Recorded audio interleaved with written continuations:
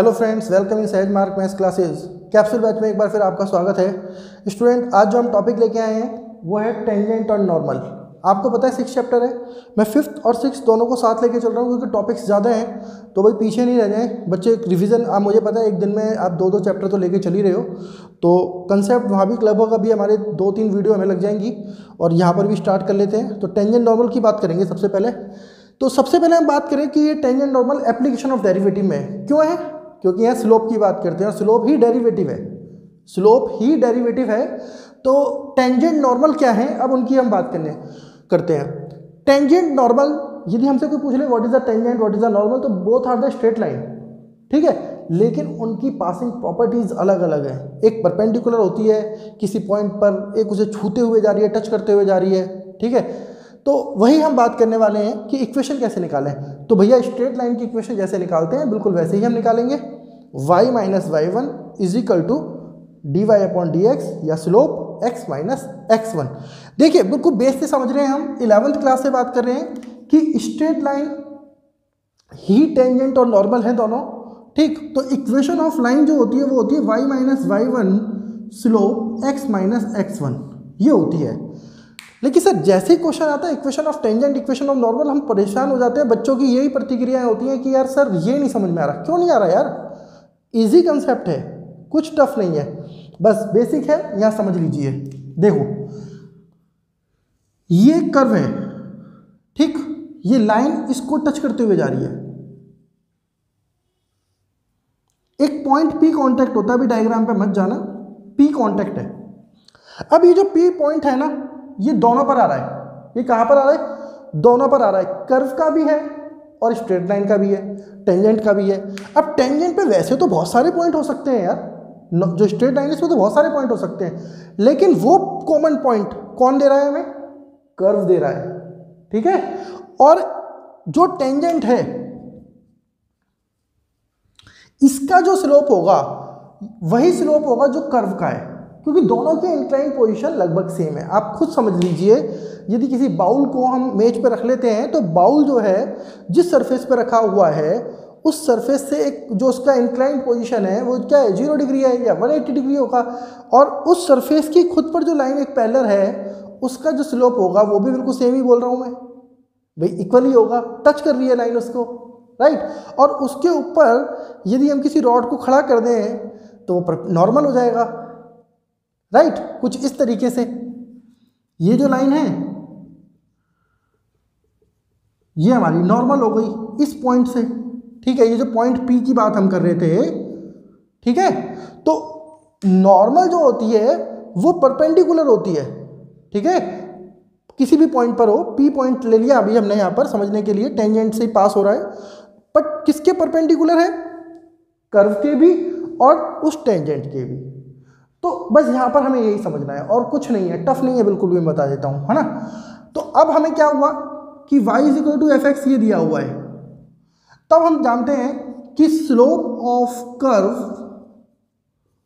जो होगा वो स्लोप ऑफ टेंजेंट के इक्वल होगा, स्लोप ऑफ टेंजेंट के इक्वल होता है, जिसको हम बोल देते हैं यार कि हम सिंपल ही लिख लेते हैं dy बाई dx और यहाँ बोल देते हैं f डैश x। एक ही चीज़ है, वो fx में दिया है मैंने इसलिए लिख लिया है, ठीक है, कंफ्यूज मत होना।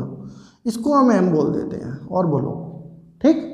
तो जब इक्वेशन की बात करते हैं तो इक्वेशन ऑफ टेंजेंट जो होती है वो हमारी बन जाती है equation of tangent y minus y1 dy upon dx x minus x1 बन जाता है। कुछ खास नहीं है भाई, स्ट्रेट लाइन की इक्वेशन उठा लिया आपने और ये जो x1 y1 है ना वो बेटा हमारे ये वाले पॉइंट है। कौन से वाले पॉइंट हैं, हमारे ये वाले पॉइंट हैं x1 और y1, ओके। अब हम बात करते हैं, आगे चलते हैं, नॉर्मल की बात करेंगे।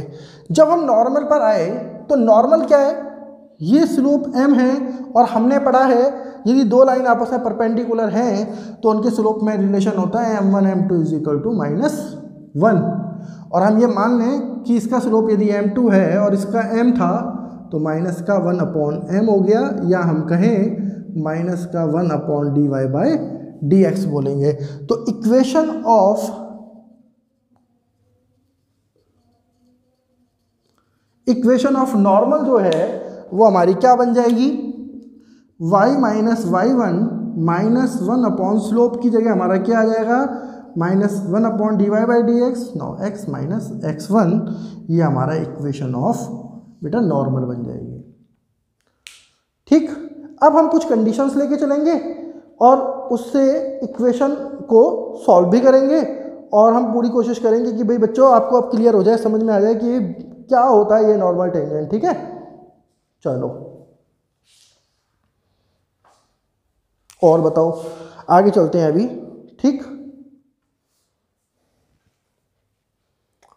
तो क्लियर है, यहां तक किसी को कोई डाउट है तो बोलो।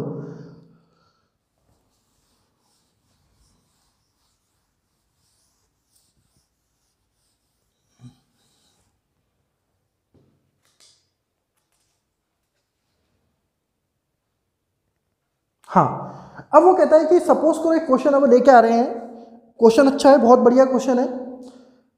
Find the equation of the tangent, sorry find the equation of the normal to the curve 3x square minus y square is equal to 8। तो नॉर्मल की इक्वेशन बतानी है। Now point is 2,1।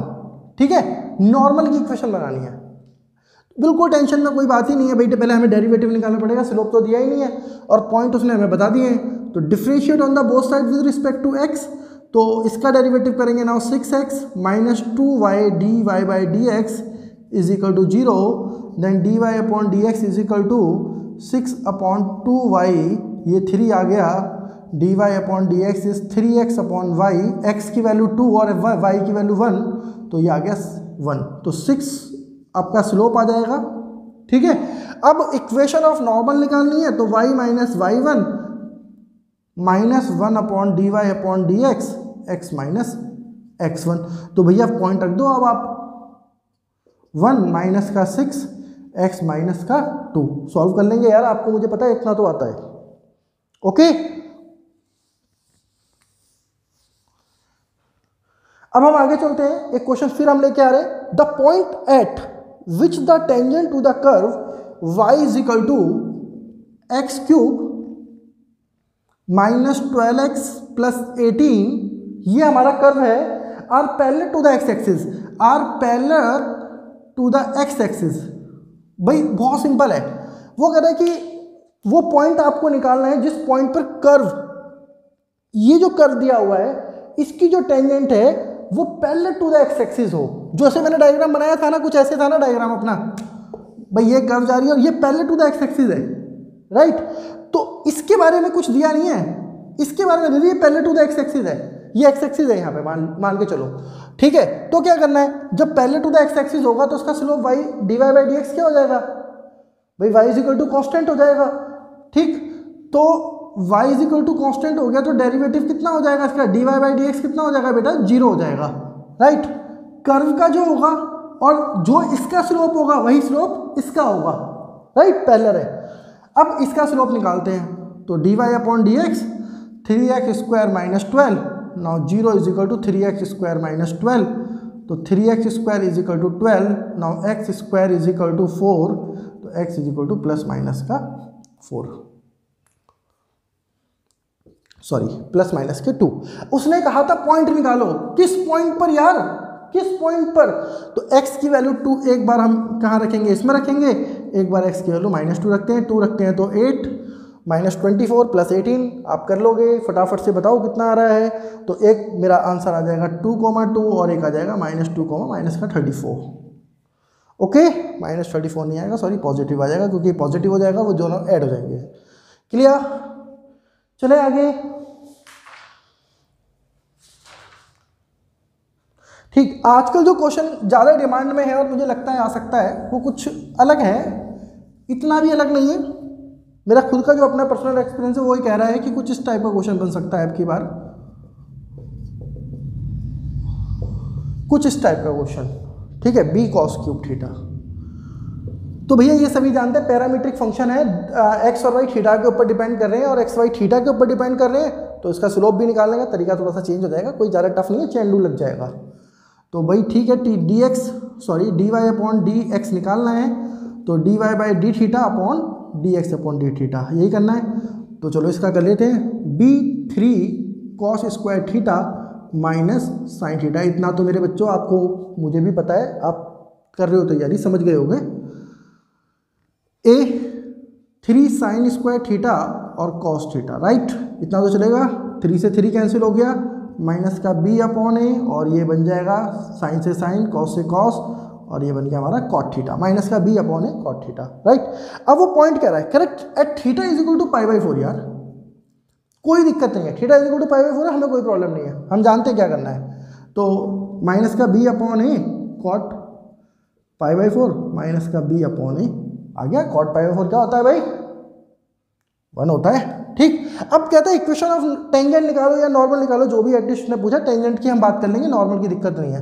जब नॉर्मल की बात होगी तो ये माइनस बी अपॉन की जगह हो जाएगा ए अपॉन बी, ये तो आप समझ गए होंगे अब, है ना। तो अब बात आती है पॉइंट की। जो बच्चे फंसते हैं ना कि भैया पॉइंट कहाँ से लाएं सर, ये हमेशा उनकी क्वेरी होती है। इन क्वेश्चनों में एक बच्ची ने मेरे से पूछा सर पॉइंट तो दिए नहीं है, नॉर्मली पढ़ा रहा था, ठीक है। तो एक बच्ची ने मेरे से पूछा सर पॉइंट तो दिए नहीं है, क्या करें, पॉइंट कैसे निकालें। यार पॉइंट के लिए दिक्कत ही नहीं है, एक्स की वैल्यू चाहिए ना हमें, x1 y1। तो ये जो x और y दिए हैं यही तो वेरिएबल का काम करेंगे। यहाँ थीटा वेरिएबल का काम कर रहा है, जब पाई बाई 4 यहाँ रखो, x की वैल्यू निकल जाएगी। तो x1 हमारा जो हो जाएगा वो क्या हो जाएगा, a sine cube pi by 4, और y1 भी हमारा हो जाएगा a cos cube pi by 4, sorry ये b आ जाएगा बेटा। तो ये हो जाएगा हमारा पॉइंट a 2√2, सब समझ गए होंगे, √2 का होल क्यूब, राइट। और ये हो जाएगा b अपॉन 2√2। बेटा अब आओ वैल्यू पुट कर दो, y माइनस y1 b 2√2, यहाँ माइनस का b अपॉन ए और x माइनस a अपॉन 2√2। अब मुझे नहीं लगता है मेरी जरूरत पड़ने वाली है, सॉल्व कर लोगे आप, इजी है, ठीक है। आगे चले एक क्वेश्चन और ले लेते हैं। देखिए क्वेश्चन बहुत अच्छे अच्छे मैं आपको बता देता हूँ। इसमें क्वेश्चन जितना आप ज़्यादा करोगे ना प्रैक्टिस, और ये ऐसा टॉपिक है जो आपको नंबर दिलाएगा, नंबर कटेंगे नहीं। इसमें सबसे बढ़िया बात तो ये है। चले आगे, एक बहुत इंपॉर्टेंट क्वेश्चन है हमारे पास। चलो, find the equation of the tangent to the curve y is equal to x cube plus 2x minus 4, y is equal to x cube plus 2x minus 4, I think यही होना चाहिए, right. Which are the perpendicular to the line, which are the perpendicular to the line x plus 14y plus 3 is equal to 0। देखिए ये question बाकी बहुत लाजवाब है, मैं इसकी बात करूँ तो उतना ही कम होगा, ठीक है। देखो वो कह रहे हैं यार एक कर्व है ये, अब मान लो, ठीक है, इसकी इसकी इस लाइन की इक्वेशन बतानी है मुझे, और कहते हैं यार ये जो है ना ये परपेंडिकुलर है इस लाइन के। भाई बात तो सही है, क्वेश्चन दिया ही ऐसा है। क्वेश्चन को देखो समझना एक आर्ट है अपने आप में। जो है ना इंटेलिजेंट बच्चे होते हैं वो यहीं पे काम कर लेते हैं, जो क्वेश्चन रीड करने वाली आर्ट होती है ना उसको ध्यान में रखना पड़ता है। तो यार इसका स्लोप निकाला ना कर्व का, बिल्कुल दिक्कत नहीं हुई, हमने फटाफट से निकाल के दे दिया 3x स्क्वायर प्लस 2।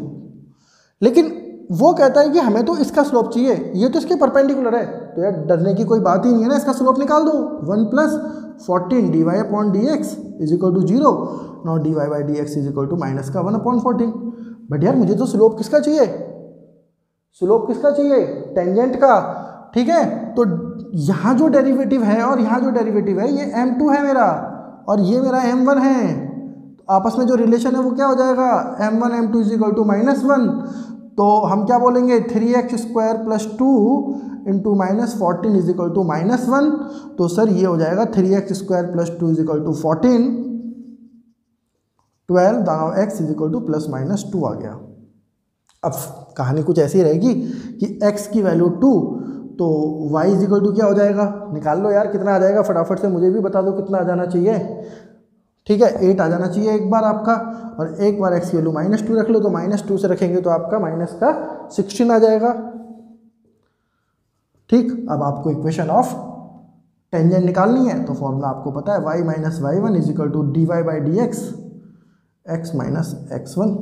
ठीक, तो पॉइंट आप रख लोगे, और कौन सा स्लोप यूज़ कर लोगे, इसका उल्टा स्लोप यूज़ कर लेना है, क्योंकि इसका स्लोप आया माइनस का 1/14, तो इसका हो जाएगा ओनली 14।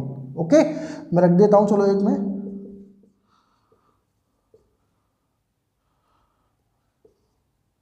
ठीक, एक इक्वेशन इससे आ जाएगी और एक इक्वेशन हमारी इससे आ जाएगी।